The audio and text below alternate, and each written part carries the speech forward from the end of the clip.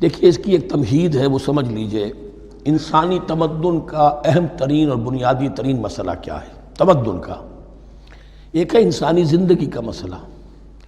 انسانی زندگی کا سب سے بڑا پہلا مسئلہ وہی ہے کہ جو حیوانی زندگی کا بھی ہے، اپنی مادی ضروریات، پیٹ کھانے کو مانگتا ہے، سب سے پہلے یہی ہے، اس میں کوئی شک نہیں۔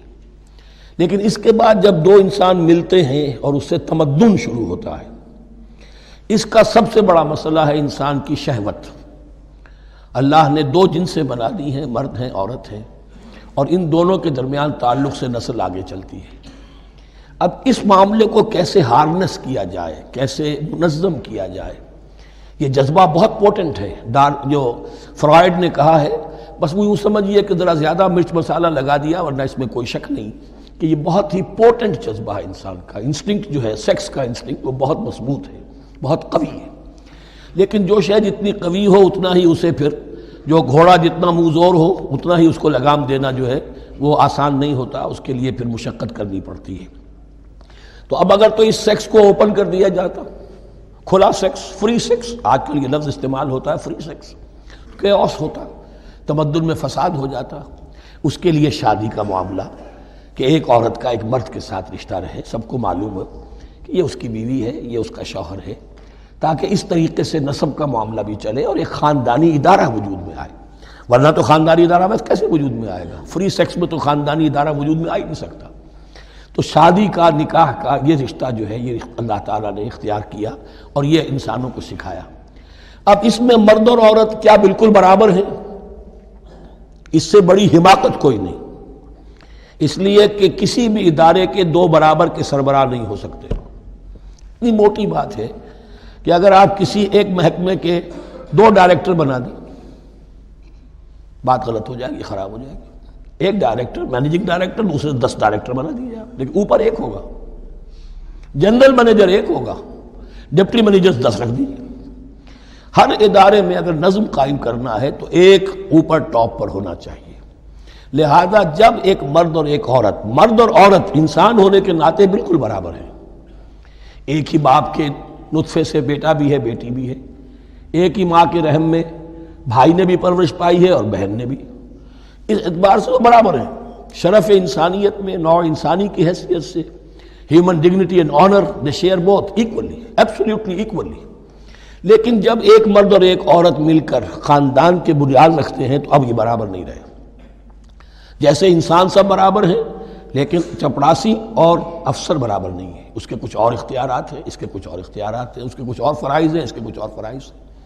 اس طریقے سے اس رشتے کے معاملے میں، اور یہ بھی نوٹ کر لیجئے کہ یہی وجہ اس قدر تفصیل کے ساتھ سب سے پہلے احکام قرآن میں دیے جا رہے ہیں اسی آئلی قوانین کے متعلق۔ لیکن تمدن کی جڑ بنیاد یہ ہے، یہاں سے خاندان بنتا ہے، اور خاندانوں کے اجتماع کا نام معاشرہ ہے۔ خاندان کا نظام، اب ہمارا پاکستانی جو معاشرہ ہے، اگر ہماری 14 کروڑ تعداد ہے اس وقت، 7 افراد ایک خاندان کے اگر آپ شمار کر لیں تو آپ سمجھیے اتنے خاندان ہماری دنیا میں اس وقت موجود ہیں، 2 کروڑ خاندان ہیں، ان خاندانوں پر مشتمل ہے۔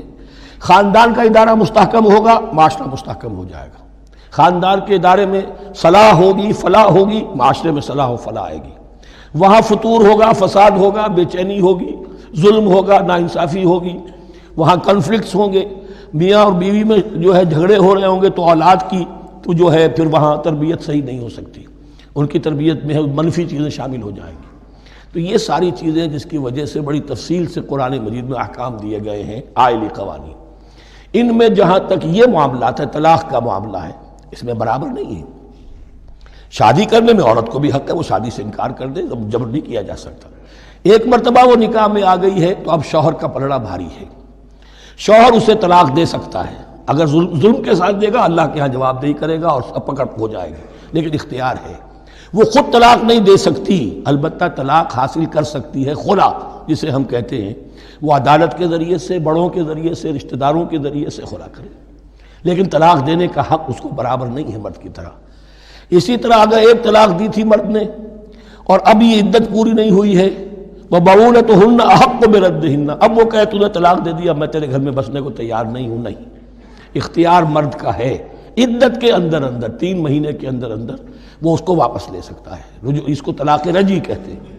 یہ تمام چیزیں ایسی ہیں کہ بہرحال خواتین کو اچھی نہیں لگتی، اور آج کی دنیا میں تو جو یہ مرد و عورت کی مساوات کا سلسلہ ہے، یہ شیطان کا سب سے بڑا فلسفہ اور معاشرے میں فساد اور گندگی پیدا کرنے کا اس کا سب سے بڑا ہتھیار ہے۔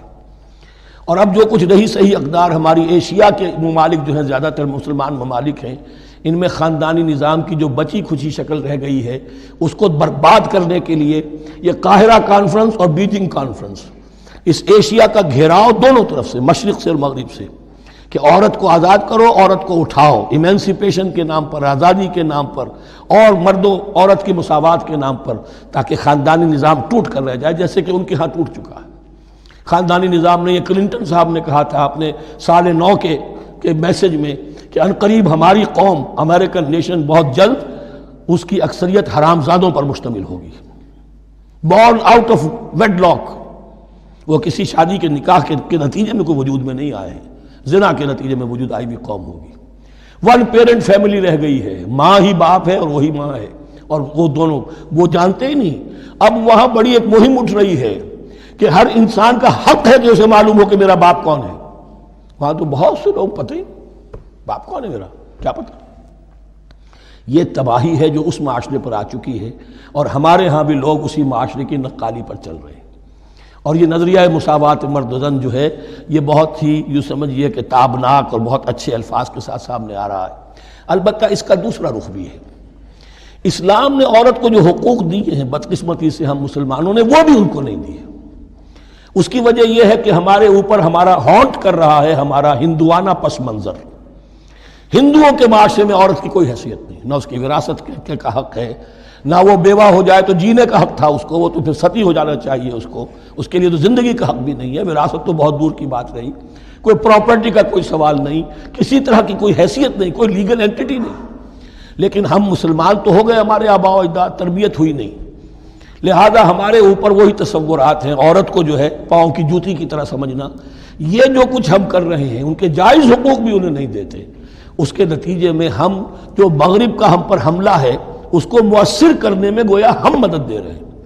اگر ہم اپنی خواتین کو وہ حقوق نہیں دیں گے، اگر ان کے لیے جو اللہ نے جو مقرر کیا ہے وہ انہیں نہیں دیا جائے گا، تو ظاہر بات ہے کہ رد عمل میں پھر جو یہ نعرے ہیں اور بڑے خوشنما جو دعوت اٹھتی ہے وہ لازماً انہیں کھینچ کر لے جائے گی۔ تو اس طرف بھی خیال رکھیے، اور ہمارے ہاں دیندار گھرانوں میں خاص طور پر یہ بات ہوتی ہے، اس کو سمجھنا چاہیے کہ عورتوں کے کیا حقوق ہیں، ان کی دلجوئی کتنی کرنی چاہیے۔ حضور نے کیا فرمایا ہے؟ تم میں سے بہترین لوگ وہ جو اپنے گھر والوں کے لیے اچھے ہوں، بہترین لوگ وہ ہیں ان کے حقوق کا لحاظ ہو، ان کے ساتھ سلوک ہو، ان کی دلجوئی ہو، ان کے احساسات کا بھی پاس کیا جائے۔ البتہ جہاں شریعت کا اور دین کا معاملہ آ جائے، نتھنگ ڈوئنگ، سیدھی سیدھی بات، یہ تلوار کی طرح آپ ننگے ہو جائیں اس وقت کہ یہ معاملہ دین کا ہے، اس میں میں تمہاری کوئی رعایت نہیں کر سکتا، ہاں میرے معاملات کے اندر جو بھی تم چاہو میں نرمی کروں گا، یہ ہو سکتا ہے۔ بس اس کو ذہن میں رکھیے، یہ کڑوی گولی ہے۔ وَلَهُنَّ مِثْلُ الَّذِي عَلَيْهِنَّ بِالْمَعْرُوفِ وَلِلرِّجَالِ عَلَيْهِنَّ دَرَجَةٌ۔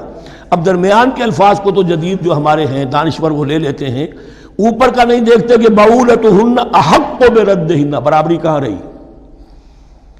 شادی کرتے ہوئے برابری ہے، عورت کہہ سکتی میں شادی نہیں کرتی، شادی نہیں ہوگی، اس وقت برابری ہے، دونوں کی رضامندی سے شادی ہوگی، یہ برابری ہے۔ لیکن جب ایک مرتبہ بیوی بن گئی اب برابر نہیں ہے۔ اب یہ فلسفہ جا کر پوری طرح بیان ہوگا سورہ نساء میں، اور الرجال قوامون علی النساء، یہ بات پھر وہاں آئے گی۔ اس کی تمہید ہے یہ کہ یہ کڑوی گولی ذرا خواتین کے حلق سے اترنی شروع ہو جائے۔ وَبَعُولَتُهُنَّ أَحَقُّ بِرَدِّهِنَّ، اور اسی طریقے سے وَلِلرِّجَالِ عَلَيْهِنَّ دَرَجَةٌ۔ البتہ اللہ نے جو ذمہ داریاں عورت کے حوالے کی ہیں، جس طرح کے اس کے فرائض ہیں ویسے ہی اس کے حقوق بھی ہیں، یہ ہے جو بات کہی جا رہی، لَهُنَّ مِثْلُ الَّذِي عَلَيْهِنَّ بِالْمَعْرُوفِ۔ اور یہ دنیا کا وہ اصول ہے کہ responsibilities and privileges they go together۔ کہیں آپ کا اگر ذمہ داری زیادہ تو حقوق اور اختیارات بھی زیادہ ہوں گے، ذمہ داری بہت ڈال دی، حقوق و اختیارات اتنے ہیں نہیں، آپ ذمہ داری ادا نہیں کر سکتے۔ جہاں ذمہ داری کم ہوگی وہاں حقوق و اختیارات بھی کم ہوں گے، یہ دونوں چیزیں پروپورشنیٹ چلتی ہیں۔